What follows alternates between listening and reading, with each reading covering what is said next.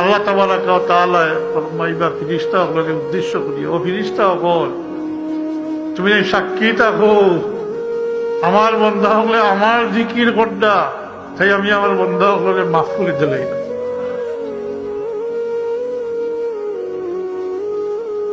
ফেরেশতা হলে তখন দুইটা এতরাজ করতাম, কইবা আল্লাহ সব মানুষ তো জিকির নিয়ত লইয়া আইছে না, রাস্তা পায় যার দেখি আইছে হেও মাফি পাই দিল, তার নিয়তও নাই, মাতই না প্রশ্ন। আর কঠিন শেষে এতরাজ মৌলিক।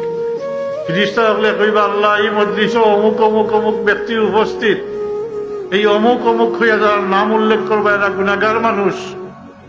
ফেরেশতা হলে বুঝাইবা ও কথা বলে আল্লাহ তুমি তো সবরে মাফ করে দিলাইছো, কিন্তু এই মজলিসে তো অমুক অমুক অমুক গুনাহগার ব্যক্তি উপস্থিত।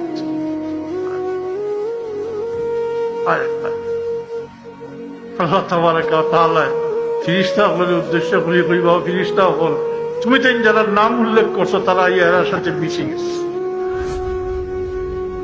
তারা ইয়া মিশে গেছে।